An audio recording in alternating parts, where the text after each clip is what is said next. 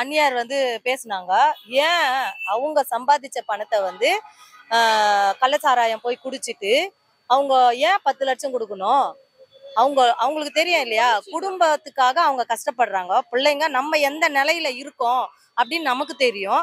அப்படி தெரியும் போது அவங்க என்ன பண்ணணும்னா, நம்ம வருமானத்துக்கு தகுந்த மாதிரி நம்மளுக்கு ஏதோ கொஞ்சம் சாப்பிட்றோமா அப்படி விட்டுட்டு போவாம இவங்க போய் அந்த கள்ளச்சாராயத்தை போயிட்டு கம்மியா கிடைக்குதுன்னு சொல்லி போய் குடிச்சிட்டு உங்க உயிரை மாச்சதுக்கு நான் கூட அந்நியார் வந்து போட்டாங்க, ஏன் கொடுக்கணும், அதை நம்மளே ஊக்குவிக்கிற மாதிரி இருக்குதுன்னுட்டு இன்ஸ்டாகிராம்ல போட்டிருந்தாங்க. அதுக்கு நான் பதில் கொடுத்தேன், நீங்க சொன்னது கரெக்டான வார்த்தை. எதுக்கு கொடுக்கணும், ஏன் கொடுக்கணும் அவங்களுக்கு? கொடுக்காதீங்க. அதை விட கள்ளச்சாராயத்தை மூடுங்க, எல்லா சாராய கடையத்தையும் மூடுங்க. அதனால நம்மளுக்கு என்ன வருமானம் இருக்குது? எவ்வளவு குடும்பங்க பாதிக்கப்படுது குடியினால.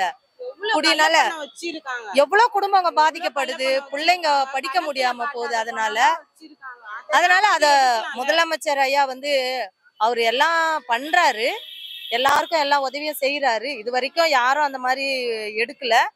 படிக்கிற பிள்ளைங்களுக்கு 1000 ரூபாய் கொடுக்குறேன்னு சொல்றாரு. அதெல்லாம் போயிட்டு தான் இருக்கு. மகளிருக்கும் 1000 ரூபாய் கொடுக்குறேன்னு சொல்றாரு. அது நானும் வாங்கிட்டு தான் இருக்கேன். அது எல்லாம் அதெல்லாம் வரவேற்கத்தக்கது. அது இப்போ அது வந்து எந்த முறையில அதை பிரிக்கிறாங்கன்னா, முதியோர் கல்வி, முதியோர் இது வாங்காதவங்களுக்கு இதை கொடுக்குறாங்க. அது கரெக்ட். இதே மாதிரி தரம் பிரிச்சு எல்லாருக்கும் கொடுத்தா எல்லாருமே பயனடைவாங்க. வாங்கினவங்களே வாங்குறாங்க. அதெல்லாம் நாங்களே பார்த்துட்டு தான் இருக்கோம். இப்போ விதவைன்னு சொல்லிட்டு அவங்க வந்து சுமங்கலியா தான் இருக்காங்க, ஆனாலும் அவங்களும் வாங்குறாங்க. அது எவ்வளவு பெரிய தப்பு. அதனால இந்த ரேஷன் கடைங்களை கூட அவங்க வந்து எல்லாத்தையும் புடிச்சிட்டாங்க. ரேஷன் கடையில கூட யாரு எத்தனை ஒரு குடும்பமே 4 கார்டு 5 கார்டு எல்லாம் வச்சிருந்தாங்க. அதெல்லாம் புடிச்சிட்டு கை விரல் வைக்கிற சிஸ்டம் அதெல்லாம் எடுத்துட்டு வந்தாங்க. இப்ப நம்மளுக்கு வந்து தெரிஞ்ச வரைக்கும் முன்னேற்றம் தான் அடைஞ்சிருக்குது. அதனால நம்ம போறது வந்து எல்லாருக்கும் நல்லதா கரெக்டா போகுதா அப்படின்ட்டு பார்த்தாங்கனாலே அது நல்லபடியா முடியும். இவங்க தனியா நின்று இருந்தாங்களாவே இவங்களுக்கு நிறைய ஓட்டு கிடைச்சிருக்கும். ஏன்னு கேட்டா இந்த எம்ஜிஆருக்கு அப்புறமா இவருடைய மரணத்துக்கு தான் நிறைய மக்கள் வந்தாங்க. இவருடைய டெத்துக்கு தான் நிறைய மக்கள் வந்தாங்க. அது கண்கூடா நாங்க பார்த்தோம். நாங்க வந்து இங்க வரலனாலும் டிவியில வந்து ஃபுல் அண்ட் ஃபுல்லா நாங்க அப்படியே தான் உட்காந்துருந்தோம். அப்ப நாங்க பார்க்கும்போது எங்க எம்ஜிஆருக்கு அப்புறம் இவரு தான் அப்படின்ற முடிவு நாங்க பண்ணியிருந்தோம். அந்நியார் வந்து இவங்க தனியா சுயேட்சையா நின்று இருந்தாங்கன்னா கண்டிப்பா ஜெயிப்பாங்க. இனிமேலு அந்நியாருக்கு வந்து இந்த கூட்டணியில சேராம இவங்க செய்யற நன்மை இவங்களுக்கு கண்டிப்பா கை தூக்கி விடும். பிள்ளைங்களுக்கும் எங்க அண்ணன் பிள்ளைங்களுக்கும் நல்ல ஒரு எதிர்காலம் அமையும். அதனால இனி மறுபடியும் ஏதாச்சும் கட்சி மறுபடியும் எலெக்ஷன் எல்லாம் வந்தாங்களா தனியாவே தயவு செஞ்சு அந்நியார் நீங்க தனியாவே நில்லுங்க. நீங்க அம்மா ஜெயலலிதா அம்மா மாதிரியே நீங்க மேல மேல நீங்க வருவீங்க. மக்களுக்கு எல்லாமே நீங்க நல்லா செய்வீங்க. நாங்க நம்புறோம். எங்களுடைய சப்போர்ட்டும் உங்களுக்கு இருக்கும். நீங்க தனியா நில்லுங்க, நாங்க கொடுக்குறோம். எங்களுடைய ஒத்துழைப்பை உங்களுக்கு கண்டிப்பா நாங்க கொடுப்போம். கண்டிப்பா கண்டிப்பா கண்டிப்பா. அது வந்து அந்த அவங்க வந்து சரியாவே ஆட்சி பண்ணல. எனக்கு புத்தி தெரிஞ்ச நாள்ல இருந்து எங்க டோட்டல் ஃபேமிலியே ஏடிஎம்கே தான். எல்லாருமே ஏடிஎம்கேக்கு தான். எங்க அத்தை வந்து அதுல உறுப்பினரா இருந்தாங்க அப்பவே. அப்போ நாங்க எல்லாருமே நான் ஓட்டு போட ஆரம்பிச்சதுல இருந்து ஏடிஎம்கேக்கு தான் நான் போட்டேன். அம்மா தலைவர் எம்ஜிஆர் இவங்க தான். இவங்களுக்கு அப்புறம் இவங்க கூட ஐயா கலைஞர் ஐயா இருந்தாரு. அவங்க தான் வந்து மெச்சாரிட்டியில இருந்தவங்க. அதுக்கப்புறமா தான் இவங்க எல்லாமே வந்தாங்க. அதனால அவங்களுக்கு எங்களுக்கு மனசு ரொம்ப விட்டு போச்சு. எதுவுமே சரியா செய்யல. இல்லாதவங்களுக்கு எதுவுமே கொடுக்கல, இல்லாதவங்களும் எதுவுமே பண்ணல. அவங்க என்ன பண்ணுவாங்க, கயிறை கழட்டி வச்சுட்டு இந்த பென்ஷன் வாங்குறதுக்காக போய் வாங்கியிருக்காங்க. இப்ப அதான் சொல்றேனே, அப்ப பண்ணியிருந்தாங்க. இப்ப வந்து எல்லா சிஸ்டத்தையும் மாத்திட்டாங்க.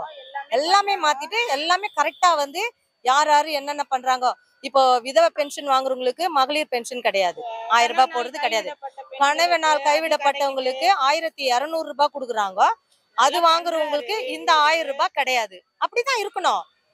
இப்போ கவர்மெண்ட்ல வந்து பென்ஷன் வாங்குறவங்களுக்கு அவங்களுக்கும் கிடையாது. அந்த மாதிரிதான் இருக்கணும். அந்த மாதிரி இருந்ததுன்னா கரெக்டா மக்களுக்கு போய் சேரும். இல்லாதவங்க எவ்வளவு பேர் இருக்காங்க. நல்லா வசதியா இருக்கிறவங்களே வாங்கின்னு இருந்தா அதனால என்ன பிரயோஜனம் சொல்லுங்க பாக்கலாம். அதனால ஒன்னும் பிரயோஜனம் கிடையாது.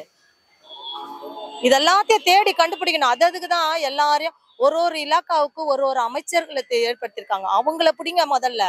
அவங்க எந்த ஏரியால அவங்க வந்து பொறுப்பெடுத்திருக்காங்க, அங்க என்ன நடக்குது அறிக்கை கொடுக்க சொல்லுங்க. அவங்கள ஒரு மாசத்துக்கா 3 மாசத்துக்கு ஒரு வாட்டி அறிக்கை கொடுக்க சொல்லுங்க. அந்த அறிக்கையில பார்த்து என்ன நீங்க பண்ணிருக்கீங்க, நாங்க இந்த ஸ்கீம் போட்டிருக்கோம், உங்க தொகுதியில எவ்வளவு பேர் இதனால பயன் அடைஞ்சிருக்காங்க அப்படின்னு நம்ம அந்த அறிக்கையை பார்த்தோம்னாலே தெரிஞ்சிடும். அப்ப நான் உங்க தொகுதிக்கு ஒரு ஒரு தொகுதிக்கு 100 பேர் கொடுத்துருக்கேன்னா நீ 50 பேர் தான், அப்ப மீதி 50 பேர் எங்க தேடு, அந்த ஆளை விட்டு தேடு. அவங்க சம்பாதிக்கிறது மட்டும் பார்க்க கூடாது, மக்களுக்கு சேவை செய்யறதுக்கு தான் அவங்கள நாங்க ஏற்படுத்தி வச்சிருக்கோம். அப்ப என்ன பண்ணணும், அத அவங்க கரெக்டா பண்ணணும். கரெக்டா பண்ணா மட்டும்தான் மக்கள் வந்து நிம்மதியான வாழ்க்கை வாழ முடியும். முக்கியமா சொல்றதுன்னா இந்த குடி சாராயத்தை எடுக்கணும். முதல்ல கள்ள சாராயத்தை எடுக்கணும். இந்த ஒயின் ஷாப்பையும் எடுத்தா கூட ரொம்ப நல்லா இருக்கும். நான் விஜயகாந்தோட தீவிர ரசிகர் சார். அவர் இறந்து போனது எங்களால தாங்க முடியல சார். அவர் இன்னும் உயிரோட தாங்க சார் இருக்காரு.